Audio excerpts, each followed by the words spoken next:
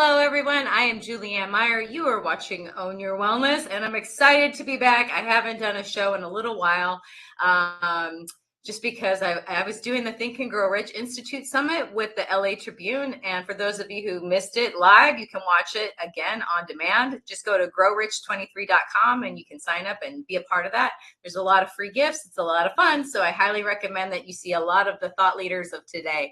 It was an absolutely amazing experience. And speaking about amazing experiences, wait until you guys meet today's guest, Courtney Page. She is amazing. And I got to tell you, we spend most of our days working. So wouldn't it be important to really love what we do? So that's what we're going to be talking about today. Let's bring Courtney to the stage. Welcome. Hi, thanks for having me. So glad to have you. It was one of those things where it finally is happening. I know, right? I know. It's been such a crazy, oh my God, I don't even know. July on has just been bam, bam, crazy. Bam, exactly. So, happy to be here. Thank you. So why don't you tell us a little bit about yourself and why it is you do what you do?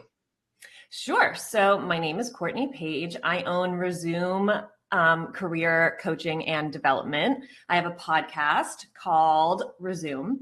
And basically, I was an executive recruiter for a long time. And after having my kids, I was like, you know what? I really want to do career coaching. I had wanted to do career coaching a while ago, before coaching was kind of as mainstream, more as mainstream as it has gotten, before anyone really ever hired a coach. And somebody was like, you don't make any money doing that. And I was like, oh, okay, I guess I won't. And then I had my kids, and that kind of crystallizes things for you. You kind of realize where you want to spend your time and what you want to be doing when you're not with them. So I was like, you know what?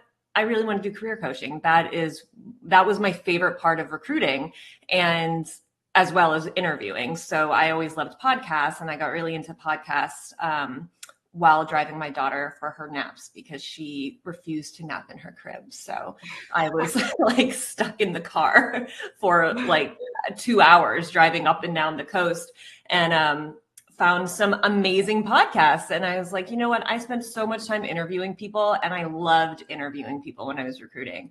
It was by far one of the most exciting parts of my day. And I thought, well, I have a bit of a background in acting, so I've done the performance thing a bit, and I think I could do that. So I just kind of did it, and I have been having so much fun. I've had some really awesome guests. And coaching has been phenomenal. I think, like you said at the top of the show, it's kind of upsetting how often we hear about people who don't like their jobs and have to, for so many very valid reasons, have to go into a job that just soul sucks them throughout the day, and, I'm just, yeah. I mean, we've all been in it at some point. I have yet to meet someone who has not had an experience like that. So my hope with coaching is that we can create a way for you to, first of all, clarify what the path that you want to be on is, and what those next steps are in order to gain some momentum while having a pretty, exciting goal ahead of you. I like this idea. I love this conversation, because as somebody who literally describes one of my previous jobs as sucking the soul out of me. Yeah. You're not alone. I mean, it was just, and I really honestly felt like I had to do it, and there was nothing there. And it was only because I was stuck in it. I couldn't see the forest through the trees. I had no idea. I think so many people get stuck in this idea. I have to pay my bills. I can't let go of this thing. Mm-hmm. And without realizing that you can create something else and actually do something that you like. So I'm curious, when people come to you, how do you find people? Because I would think that a lot of people don't even know you exist. Yeah, a lot don't. So thanks for having me on.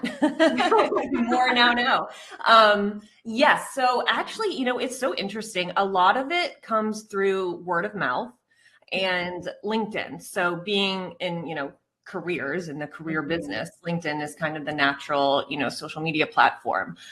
So I've had a couple people from LinkedIn, and honestly, just word of mouth, like connections that I have just in my local community. So yeah, that's where most of them have come from, or connections from like childhood, like I had one client who had posted on Facebook about, they were in a bit of just a weird career moment, and were looking for like anything. And I just reached out to them and I was like, hey, I'm doing this. Let me know if you want want a session or 2 or 3 or 4. And we ended up, working through some really deep stuff. It gets deep, I think that's a misconception or something that people tend to shy away from with careers, is that it really runs deep. Like there's so much that is connected to what you do. It's not just a paycheck. So to answer your question though, usually from just connections that I have and or LinkedIn. So something that I was thinking about too is when I was younger, and so I'm almost 46. So obviously this was a while ago. You look amazing. What are you doing? Thank you. I appreciate that. But me and my friends used to have this saying, there's always the pole. And, like a stripper, as in like, you could always make money. Yeah, there's always the pole. Like you could, and I'd forgotten that we used to say that. And I just came back to that recently in a funny way, because, it's like, there's always ways to make money. Always. But how do you want to make money? Yeah. How do you want to spend your day? Do you find that a lot of people have maybe issues with self-worth, or like the imposter syndrome and all those little catchphrases, and that's what keeps them from doing what they really want to do? I think yes, in a word, yes. I think everybody has an experience with imposter syndrome, whether or not they're aware of it. If you haven't, then go you. And if anybody, yeah, right. What did you do? But I mean, if you are experiencing that, just know that it's so normal. And I think, most people go through that. And that is obviously, tied to self-worth. So yeah, I think that's a big thing. And I think also, expectations is a big thing that comes up, especially it's something that I ask a lot of my podcast guests about. So, what were the, external expectations that were placed on you as a young kid, that you like things stick with you that you do not realize are going to stick with you. Like I can think of a couple weird moments, like core memories from childhood that have no business being core memories, but they really imprinted on me for whatever reason, some good, some bad. So I think those external expectations end up having a really big impact on us, more so than our internal expectations. And I think that is kind of where a lot of people start to stray from that path, that it's like our soul path. Like we know where we're supposed to go. We just have all of this static that's surrounding us and all of these voices that lead us like off that path. Which is why like I named my company and my podcast Resume as a kind of, play on the word resume, but also because it's about resuming that path. Like I think everybody has this path that is so integral to who we are, but we just get really, really distracted by culture and society and expectations. And it's hard to kind of focus on where we're supposed to go with all of that outside noise. Yeah. I know that myself personally, I'm a bit of a weirdo. Nice. I've never done things like everybody else did, like where I grew up. Everybody married each other. Nobody really moved away. There's like all these careers, and I don't mean to be like I'm belittling anybody, because a lot of people chose amazing things and things that work for them. Like one of my best friends, she's finally a bus driver, which is like the most perfect school bus driver. It's like the most perfect job for her because she loves kids so much. And she's such an amazing, adult, and that's perfect. But she was working in her career before that in, technology, and hated every minute of it because that's what, she was doing to pay the bills and all that. And I think so many people just get stuck in what society expects of them without ever even checking in. What do I want? Yeah. Do I want kids? Do I want to get married? Do I want to have a normal career? Do I want to move around? I mean, like, we don't even ask. We just go with what is expected. At least that's what I see. Do you notice that a lot too?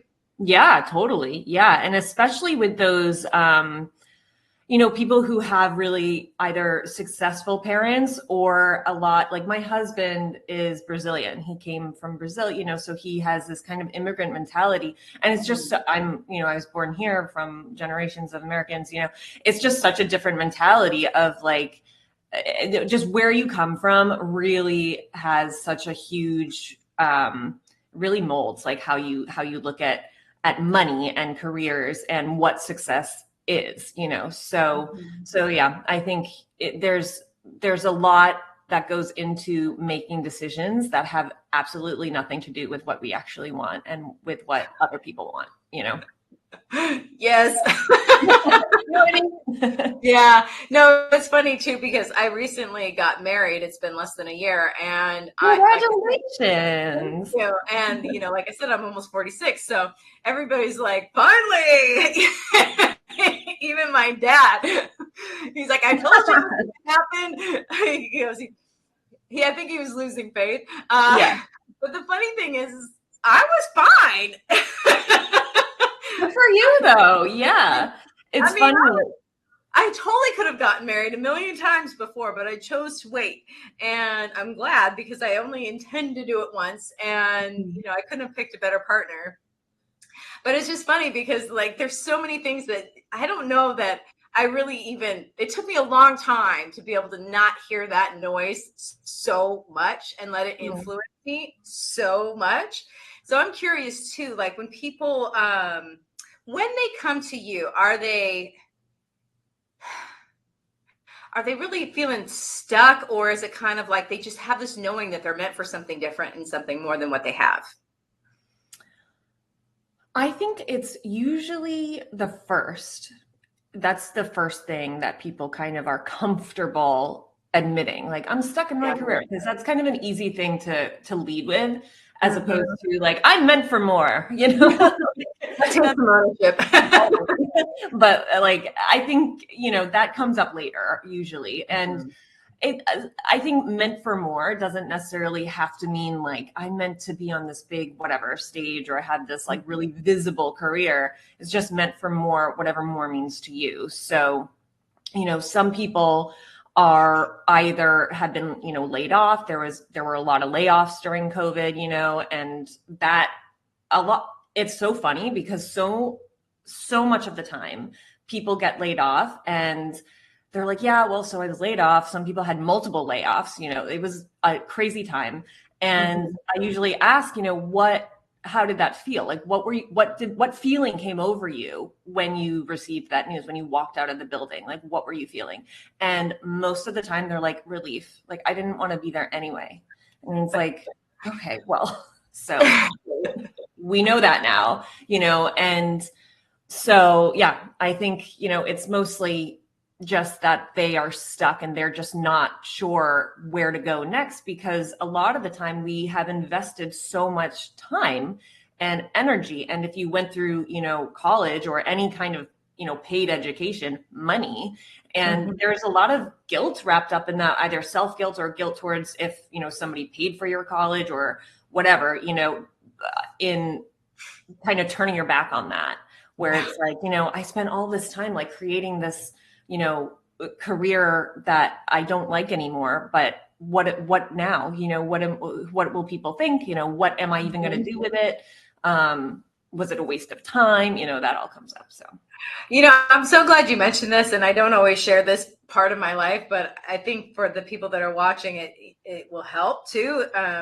Is when I was younger and I was working in pharmacy, and I figured, well, if I'm going to work in pharmacy, then I should become a pharmacist. I might as well make more money doing what I do. So I went to school for biochem because I lived in Canada at the time. You can't go to pharmacy school if you're a foreign student. So I had to go and get my bachelor's in biochem or some other science, and then do my doctorate in pharmacology.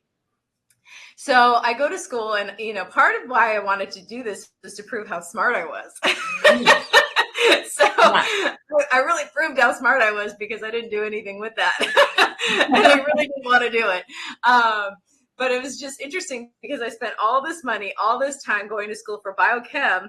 And it was like, the one thing I learned is I really don't want to do this. Yeah. Oh my gosh. That's so much time too. I mean, like I feel like most people major in something, at least in undergrad, that they don't do anything, that their job is not in any way correlated to that, or, in any relationship to that. So going through, your doctorate and everything, that's a lot. That's that's a commitment. And to veer away from that. So how did you end up, what made you kind of, take a left-hand turn? It was interesting because I was living in Canada, as I mentioned, and I was working in the United States. And so after September 11th, because that's when I was doing all of that, the border was closed for quite a long time.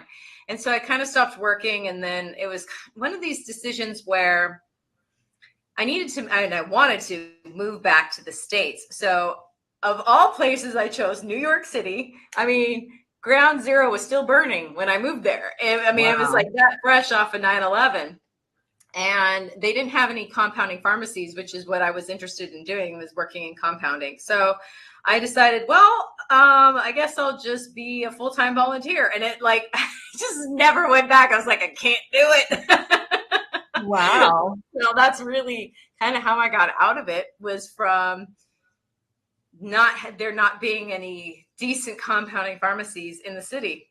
So I didn't even literally choose that for myself. It was chosen for me in a way. Yeah. So it was and then I made so much money working, because I started working in bars and stuff too. And I made so much money doing that. I mean, it was so much more fun. I was like, I'm never going back. I was young. I was pretty. I was making a ton of cash. Oh yeah. Yeah. Yeah, I spent some time behind the bar as well. I think that's actually great training for anything, to be honest. Yes. if you're young, even if you're not, and you need some extra cash, it's easy. I mean, it's not easy because you're on your feet and it's a lot of physical labor, but it teaches you a lot. It teaches you how to deal with people. It teaches you how to be quick. It teaches you how to think on your feet. It teaches you how to do math real fast. And it's a lot. Yeah, all of that. I mean, people put it down, but even one of my close friends, she has her own hair salon, and she used to bartend up until recently, at least once a week. She had more than enough money working at her salon, but she did that too. Yeah. And it just somehow helped everything else. So, that's actually a good question. What about people who are trying to maybe start their entrepreneurial career? What would you tell them? Because I know that it's, as an entrepreneur, it's a whole different level of scary, because it really is very obvious that there's no guarantee with a paycheck. Yeah. What would you say to an entrepreneur? I would say, first, don't quit your day job. Keep it going and do whatever that venture is that you have in mind for the the entrepreneurial idea that you have.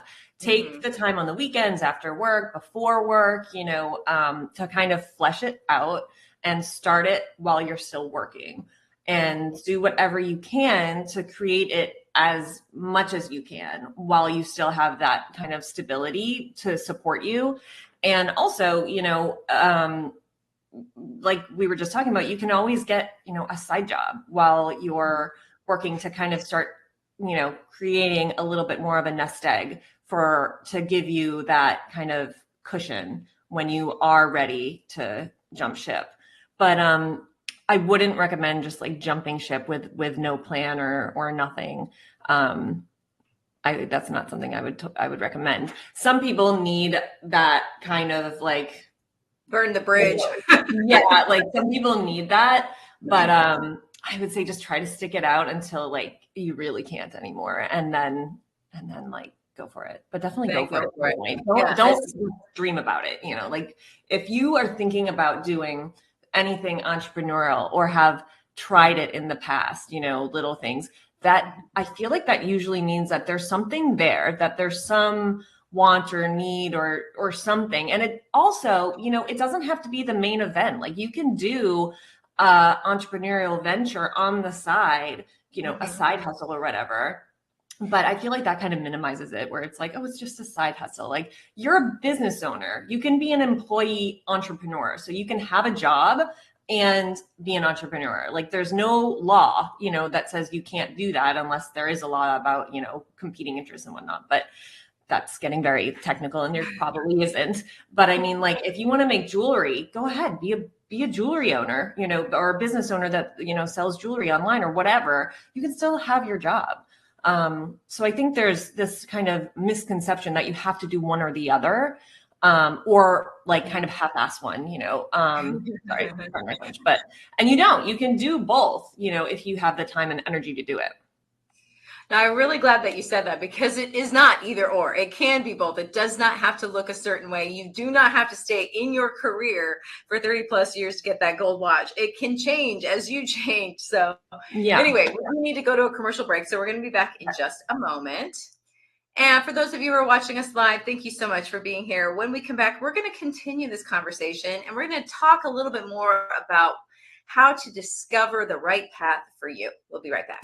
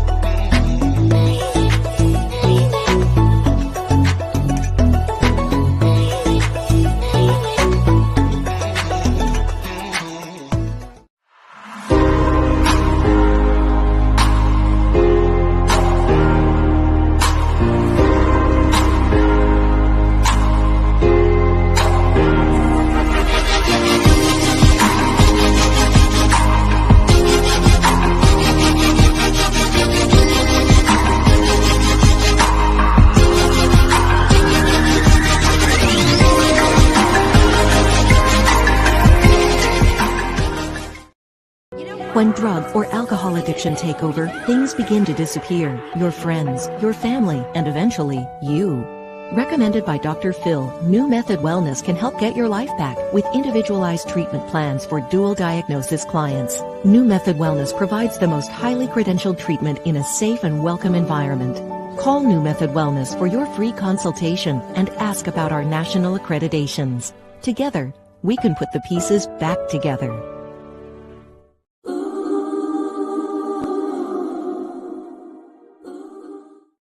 Welcome back, everyone. Let's bring our guest, Courtney, back to the stage. Welcome back. Thanks. So before we continue with the conversation, we touched a little bit on the fact that you're a coach, a career coach, and also that you have a podcast.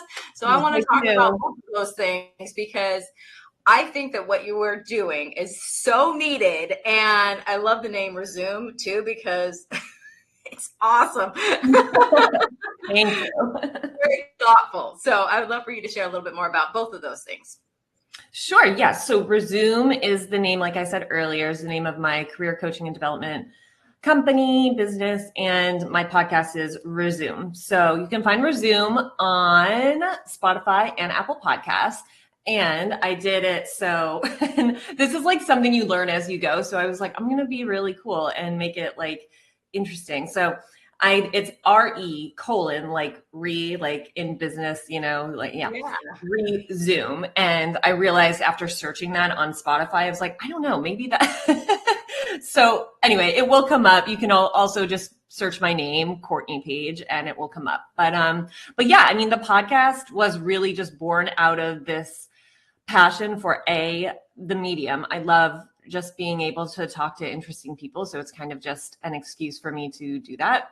And also I love interviewing people. So I kind of am this chronic interviewer. Like when I go out with people, they're like, stop, you're interviewing me. I'm like, oh, let's just have a chat, but also because, I am just really shocked at this acceptance that we have as a culture of career depression. And it's weird. Like it's so, I think depression in and of itself has become more of a talking point, right? Like there's a lot of, mental health resources now that were not available when, I was a kid and growing up. So that's great. And I think careers lead into that. And I think they can be touched upon when, if someone's going through depression or something like that, it's usually like a contributing factor in some way, But what I'm talking about with career depression is just like your career is just depressing, like you don't have to be clinically depressed or anything. It's just like going in and going out every day you're just like, this isn't what I was, put here to do. I don't feel inspired or excited by this. And so the podcast is really, it's kind of like the 4-minute mile. That's kind of what I equate it to. So if you're familiar with running, I'm a runner. So if you're familiar with running, back in the day, I think it was like, I don't even remember when it was. I think it was like the 70s or something. There was this imaginary, impossibility of somebody being able to complete a mile in 4 minutes or under. And it was deemed impossible. Like nobody could do it. And then all of a sudden somebody did it. And as soon as somebody did it, more people could magically do it, right? So the podcast, I interview people who are happy in their careers. There is nothing, it's like not more complicated than that. It is just like, if you're happy in your career and you think you're successful, whatever that means to you, come on my show. Because a lot of the time, people don't have a role model who is happy in their career. So they're just used to seeing people who, grind through and just make it work. And so we emulate that. But if you are just given this kind of knock on the door, like, hey, here's someone who's actually happy in their career and this is what they do. It's like, what? Oh, okay. And the more, so I think we just released, I think we're coming up on 20 episodes now. And, it's just, it's people from all over, different careers, different backgrounds. I interviewed somebody who was in, oh my gosh, where was he? He had come from Greece up to Budapest. Like he was all over the place. He was like this nomadic executive. That's what he called himself. Like people from all over. And it's really, really cool. Also, because there are so many careers that people don't even know exist, right? So like when we were kids, social media marketing wasn't even a thing. Like social media hadn't come out, and now it is, right? And there are so many other positions and functions within just business that people might not be aware of. Like I remember when I was in high school, and this is one of those random core memories that I mentioned earlier, where I remember like walking through my living room and my dad was like, you would be so good at business. And I was like, that is so general. Like, what is like, it's like when you're a kid and you're like, my mom works in business, or like my dad does business. And it's just like, we don't, there's so many different roles within a business that you just might not be aware of. And my goal, my mission and vision for the podcast is just to bring awareness to different types of careers that people have found happiness in and how they continue to, grow within that career. I love that. I love the message of hope that, because as you were mentioning about this depression, it's bad when you're waking up hoping you're sick so you don't have to go into work. I know I'm not the only person who's ever felt that way before. Mm. I know I'm not. Yeah. And that is so sad, but it's so normalized, like normal, that people think that that's just how it is. It doesn't have to be like that. At the end of your life, do you want to be like, thank goodness I went to work every single day doing something I hated, spent most of my life doing this? It's like you're literally exchanging your life for this. There's always a pull, There's always a pull. always ways to make money. I mean, so amazing. There is always the pull. But I mean, you're right. There's always something else. And I think, I'm so glad you brought that up, because I also think that, we were talking about imposter syndrome and self-doubt. So I think everybody also has like a block that they're working on when it comes to your career. So for some people, it might be, your qualifications, like, am I even qualified enough for this? For some people, it might bleed more into, self-worth, where it's like, why would somebody pay me for this? Why would I get paid for it when somebody else could? So I think also like coming into that and figuring out like, what's your block and why, and kind of fleshing that out a bit. And then, I'm not like a dweller. I think, you can spend a lot of time figuring out like why something is blocking you. And I think it's great work, but I think it's also easy to get kind of stuck in that spiral, right? Where you're like, well, why? And the biggest, like the best advice I think I've ever gotten was just like, how are you going to do it? Like, just move forward. Like, how are you going to do it? Don't dwell on it. You can acknowledge it. It happened. Whatever that blockage story is, it's part of you, and that's cool. But like, how can you, what can you do? How can you use it? How can you get, a little bit momentum out of that? Yeah. How is so much more of a powerful question to ask yourself versus why. Right. Yeah. And I think because there's like, people are like, get crystal clear on the why you're doing something, which is true to some extent. Yeah. But I think that it can get a little rigid. I think you have to leave yourself a little bit of room on the why, and just kind of, it's like that Nike. Yeah, exactly. Just do it. Just start doing it. Yeah. Well, one of my mentors always says, launch and adjust. And I as a former perfectionist, still kind of struggling with that. Recovering perfectionist. That has made all the difference in the world. Done is better than half. We can always do part 2, second version, third version, all that, but at least get going. Yeah. And, like I'm on my 3rd book now. They're all compilation books. And see, that's the thing that it comes into. It's like, well, are you really a writer? Because it's only a compilation book. Well, it's the weird things that we like still tell ourselves. There's always going to be something bigger, or it's not good enough, or like, I actually saw David Fagan speak not that long ago, and he was part of guerrilla marketing, making it big, not the book, but the actual company. And he was talking about how, his wife was on a billboard in Times Square, and there's people saying, yeah, but it wasn't on this street and this street, so it wasn't quite good enough. And he's like, it's still Times Square. There's always going to be somebody or something saying this isn't quite good enough. So just get over it.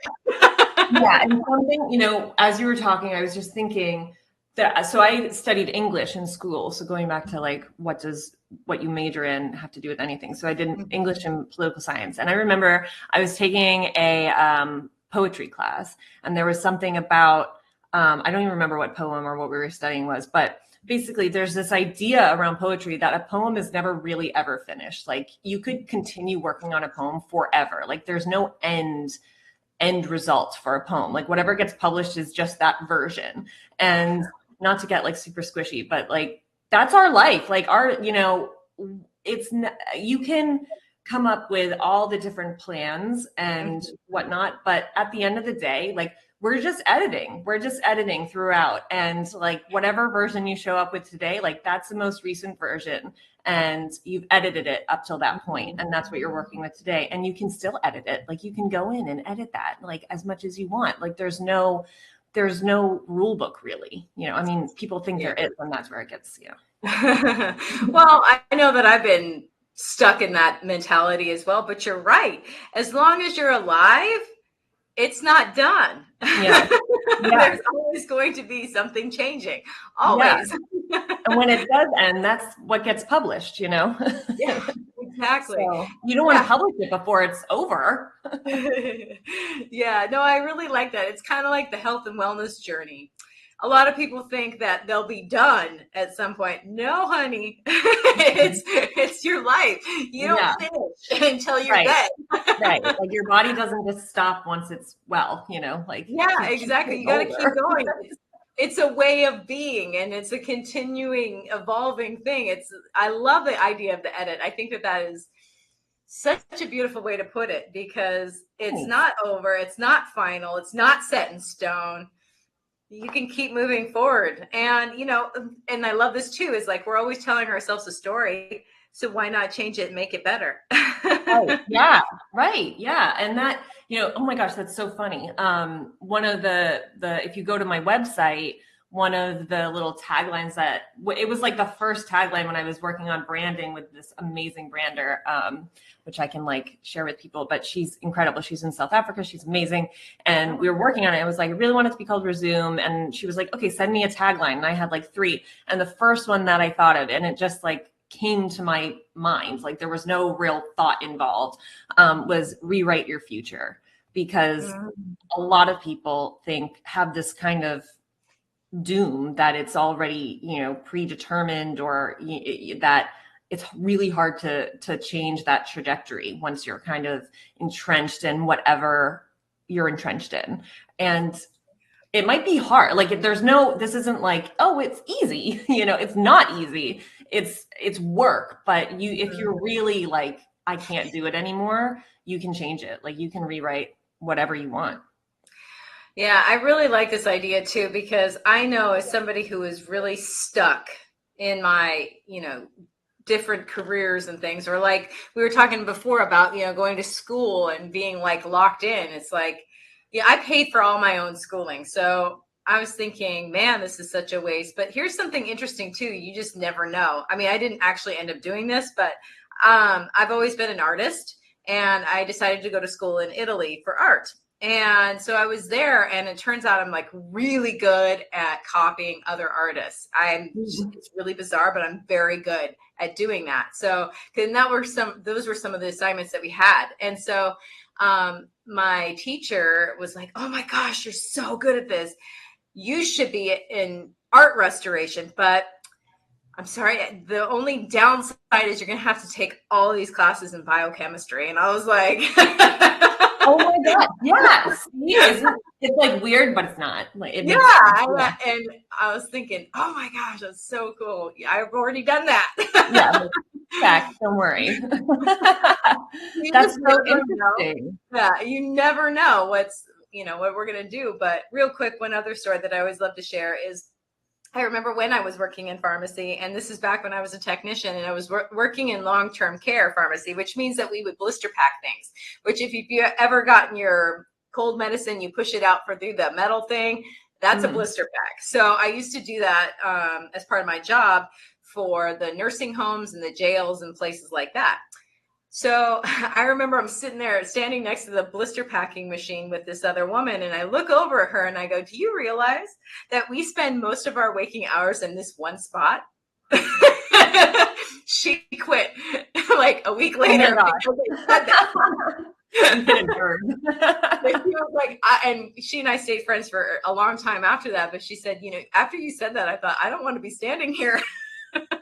Yeah. And I think, that's so funny, because some people just have a higher, threshold for being able to do things like that, and there's nothing wrong with those types of jobs either. There is something to be said about doing a job for a paycheck that allows you, to live the life you want when you're not at work, so it just depends on what you're looking for, what your goal is. Exactly. And I'm not going to lie, that job was a lot of fun. I had a great time with everybody that I was working with. We were like a family, so I enjoyed going to work for the most part. So, it was what it was. Was it something I wanted to do forever? No. Yeah.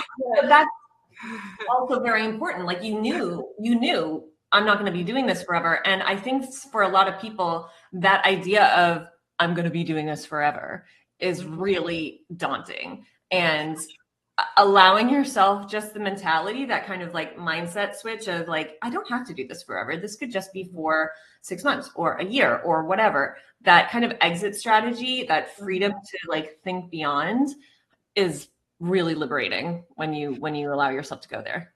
Yeah, no, I really like the idea of having an expiration date on things and that being okay. It doesn't have to last forever. All right, on that note, we do need to go to another commercial break. So we're going to be back in just a moment. And for those, I already said hello to everybody who's watching us live. Now it's time to say hello to everybody who's watching us on demand. Thank you for being here. When we come back, you know what? I realized we never even talked about what we were going to talk about last time. So we're going to take a look at what it would be like to maybe start looking at what it is that we want to do with our lives. So we'll be right back in just a minute.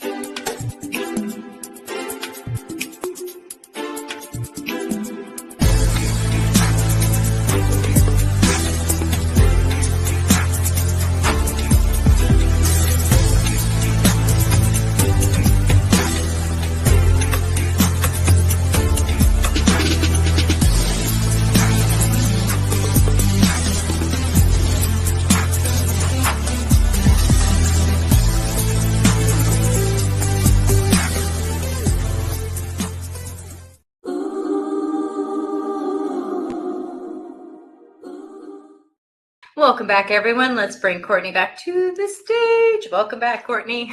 I know. Woo, woo. So I love the music in your commercials. I was like, jamming to it. Oh, thank you. It's fun, isn't it? Most of them are super peppy, and I love that. Yeah. Gets me going. I'm like, yeah, fun.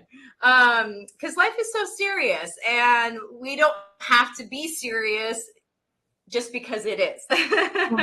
Yeah. And, that brings me kind of to this idea of what kind of advice would you give to somebody who maybe is realizing that they're stuck, or maybe like you were saying before, they got laid off. Now they have to create something new. I know that because I used to work in addiction recovery, and that is a soul-sucking job. Not because, just because of all the death and sadness and trauma that you experience day in and day out. But a lot of people, they would move on to another job in recovery because, they lost their job at this other rehab. It's like, but you don't even want to do this anymore. So just because you know it doesn't mean you have to stay with it forever. Right. But my question is like, with me, when I was trying to decide what I was going to do next, I literally had to go and look in my apartment and see what books I had to see what I liked. I was so disconnected from what I even liked that I had no idea what to do next. So I know that I can't possibly be the only one who's ever felt that way, especially when it comes to working and career. What kind of advice would you give to somebody who maybe needs to take a look and see maybe if that, they want to go on a different path? Yeah. First of all, I love the book idea. That's great. I'm gonna use that. Did it help? I need to know. It changed the trajectory of my life. I'll say that. Oh, cool. Okay, awesome. Well, yeah. So that is one great way. Another thing I like to do with my clients is to have them think back to, depending on their age. So if they're younger, maybe it might be like 1 or 2, but if you are like 35 and above, it might be, 3 maybe. But look back and think about 1 to 3 key moments that happened in your life where you felt like this is what I am good at this. People came up to you afterwards or came up to you during, were like, yeah, hey, you got a lot of positive feedback that you felt was on point. Because sometimes we get positive feedback and we're like, what? But, any kind of moment that you were like, yes, like everything just felt, and we know it, for, I just watched the Beckham documentary on Netflix, which if you haven't watched it, it's so good. But, he's like, I just loved football, he called it football, soccer. Mm-hmm. And he's like, I think I loved it more than anybody else, and we hear that a lot about athletes who are, they're like, when I get on the field or whatever, it's like, hyper focus. Mm-hmm. So I think we all have our little moment, our little like kind of Beckham moment at some point in our life where we just know we're in the right place. It might not be the right time. You might not get the big break, but you're in the right place. So that's one thing. So looking at, and they might be totally, totally unrelated, right? And that's okay. The other thing that I love to do is ask yourself, what room do you keep ending up in? And it doesn't even have to be like, it's not this like woo thing. It can be woo, but it's really like physically, what room do you keep ending up in? So like for me, and just to keep it, short, but like for me, I kept ending up in yoga studios or on a yoga mat somewhere, in an acting class, like in a random acting class, like whatever. And interviewing people, like that's just where I kept ending up. So taking all of those and then, Venn diagramming it and seeing what is in the middle of all of that, like what happens to be in the middle of all of that. So for all of those things, just to kind of funnel it down for you and not keep you here forever. But like for me, all of those things happen to be about, being. So yoga, it's like be present, be in the moment, be on your mat. With acting, it's literally be present, be in the moment. That's like the first thing you're taught in acting class. Mm-hmm. And careers, we're literally asking people like, what do you want to be? So all of those things kind of came together and seemingly have like nothing to do with each other. But, now I do a podcast about careers, and a lot of stuff that comes up has to do with things that I studied in yoga, so there's a lot of random similarities that don't seem similar until you really kind of break it down. So those are 2 things. And then the last thing I'll say is just look at your experience, because you don't want to continue on thinking like, oh, I still wasted all of this time and experience doing something. It's no experience is a wasted experience. So look at your experience. What were you good at on your resume? Like literally on your resume, what were you good at? And what excites you? And see where you can kind of meld those 2 things together. Well, it's true. Like for me, even working in addiction recovery, it really got me some thick skin, because being in a position of authority amongst people who are trying to change their lives and are in the part of the worst moments of their lives, they didn't like me. And I was just doing my job, and I mean, granted, a lot of them did, but I got okay with people not liking me. Mm-hmm. Yeah. That made it okay for me to do what I do now. It's like, all right, so what? As long as I'm being true to myself, you don't have to like me. I'm doing me. Yeah. And those things just kind of like Steve Jobs has this quote where you can only connect the dots looking backward. You can't connect them looking forward. And it's so true, but we have to kind of do our best to try to predict where the dots are going to go based on our, patterns that we've already created in our life and what themes kind of run through it, and that kind of goes back to the rooms. Like, what rooms do you keep ending up in? If you moved across the country, where would you go to make friends? Mm-hmm. That's a really good point. How would you? Where would you go? I would go to a yoga studio. I would join maybe like a running club, or I used to horseback ride. I might do that. I did all those things. Actually, I did move across the country, and those were the things that I did. So and it worked. It was great. Yeah, I like that. Oh, that's absolutely fascinating. I never even thought about it quite like that. Steve Jobs too. What was it that he said? If he wakes up with too many days in a row not liking what he does, and he needs to change it. I mean, I'm not saying the quote right, but he's got a lot of really good, or he had a lot of really good advice about life and career. Yeah. Absolutely amazing. So I guess my question too would be, have you ever helped somebody create a career that didn't exist? Or, because like I can't remember who I heard this from, but somebody was told, do what you love, do what you love. And she's like, well, I love watching soap operas. And she ended up writing about soaps for like a soap opera digest or something, but she like created that position for herself. It didn't exist at the time.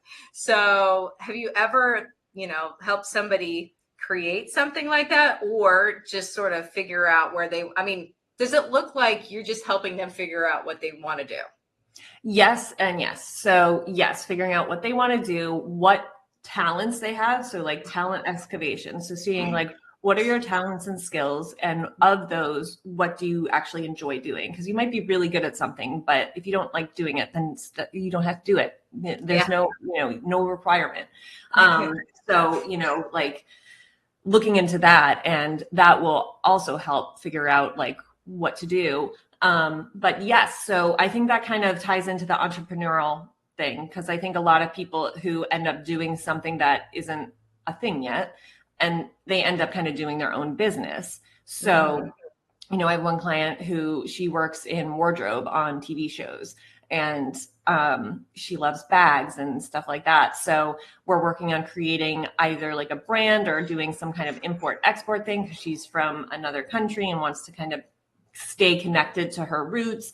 So it's like the possibility, it sounds so cheesy, but like the possibilities are endless. And especially now, like you Instagram and social media, like you have built-in marketing, and it's the road is so much more like wide open than it ever has been to create your own anything, create your own career or position. So yeah, I mean, to answer your question, yes, I think a lot of people come to me because they don't know what that thing is. And sometimes it is a position that does exist. And other times it's like, well, maybe you're an entrepreneur, and maybe it looks like something very, very specific to your skill set and your circumstances, because your circumstances also play into it. If you have 5 kids, that's going to be different than somebody who, is single and doesn't have 5 kids. It's like just exactly. If I had 5 kids, I would more than likely want to be working for somebody else because of that. There you go. Yeah. Health insurance, for example. Yeah, exactly. There's a lot. Circumstances really play into it. So yeah. And it's okay, whatever it is. I think about one of my clients, her husband, who recently passed away, but she was so good with him, and he wanted to start this Manuka honey company, and they made it happen. They made it work, and she just supported him. I mean, she worked too, but even though they had kids, they made it work, and that's what worked for them. But I just love people that can take a chance in spite of. I mean, I can't imagine how scary that would be. It's hard for me to take care of myself, let alone worrying about an entire family. But anyway, we are almost out of time. So I'm just curious if there's anything that you would love to share with the audience that maybe you haven't yet, or reiterate a point. Just check out my website, which is right there, or over there. And my Instagram is just my name, Courtney Page on Instagram. And you can check me out on LinkedIn. Please check out my podcast, Resume, on Spotify and Apple Podcasts. We have a new episode every Wednesday. And every now and then I throw in a solo episode. We're coming up on the 20 episode mark. So I usually like to do a solo episode every 10 episodes if I can fit it in. So look out for that. And there might be a little bit of a holiday sale coming up. I don't know. You'll have to check. You will have to check. So I like that. Well, I'm going to pop this up one more time just in case. And there's also, if you go to resume-careers.com and you're looking for a job right now, there's a free resume writing guide that you can download. Oh, fabulous. Thank you so much. That's very kind of you to offer that to the people out there, because I know that's a tough one. It was for me anyway. Yep. Well, Courtney, I just want to say thank you so much for being on the show today. You're absolutely wonderful. And I think that we have given some people some hope out there, or at least an idea that they don't have to be stuck. Yeah, I hope so. I hope so. Thank you for having me. Absolutely. Well, everyone, that is all the time that we have for today. Thank you so much for joining us, and we will be back again later this week. Thanks so much.